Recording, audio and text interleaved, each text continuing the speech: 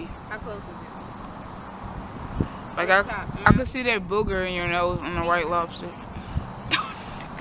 Did you sniff it? I was looking for it. Did I get it? I think I gotta start the shot over.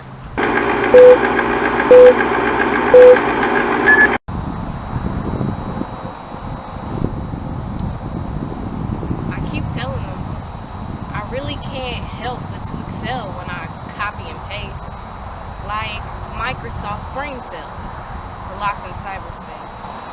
It's virtual insanity, but I see it all coming. I call it Happy's multiversity. It's just visual diversity. But they never listen to me. I'm just a blackbird.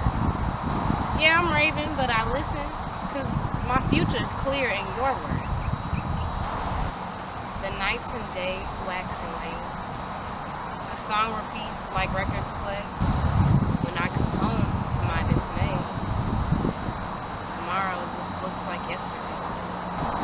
So I make a plan, I write it out, take a little time to deal with doubt, but I never stop till my wish comes true, because I always see my future through. It's more than just a premonition, it's materializing intuition, it's stabilizing nuclear fission, but it's as simple as listening to the memories of my mission.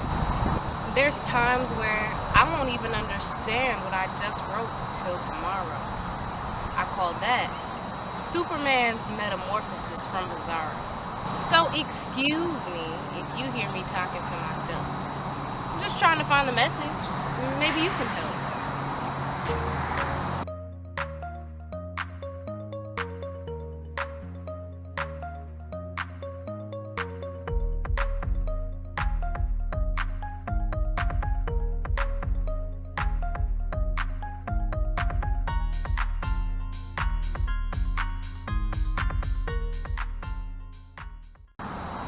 I am happy. Always have been and always will be. Everybody wants to be happy. And everyone has the capacity to live that way. But sometimes circumstances just direct them otherwise. You know, a theme that I found common to our culture.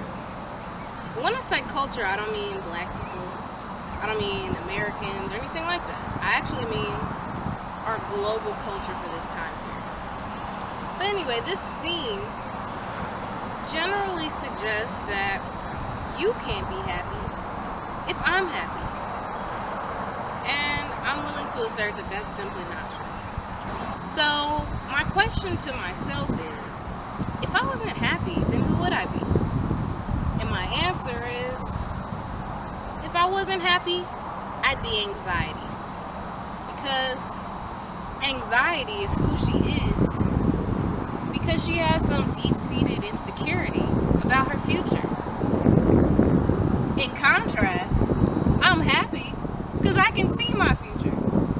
I read the signs, I draw out a map, and then I follow it all the way to the finish line. But somewhere in that, anxiety gets distracted, or she can't finish, or I don't know, for some reason she feels like it's just a lot easier to take my finish line, or to put me underneath her where she is now, so she could have her status raised without actually moving anywhere.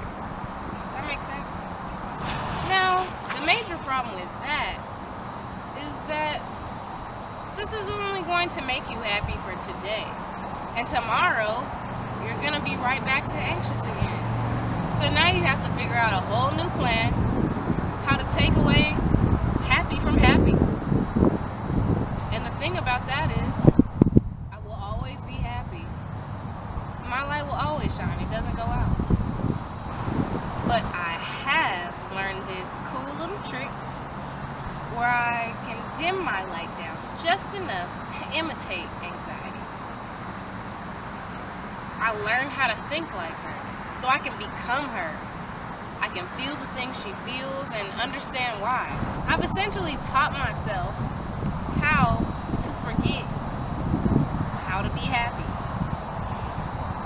And in that forgetting, I just gotta remember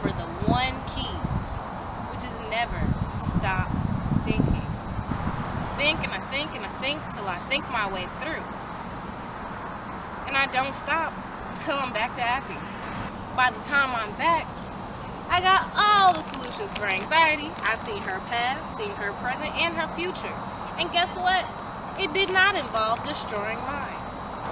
And the really hard part is transporting all that information from my brain back to hers.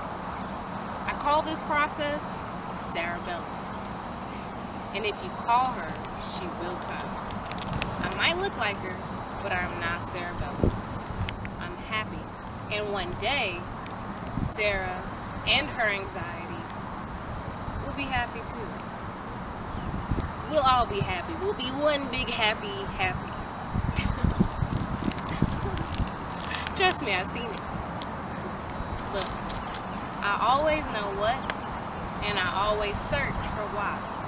Which leads me right to how, and when is just up to you. Welcome to the You Vlog with Happy. When is not up to you, when is up to me.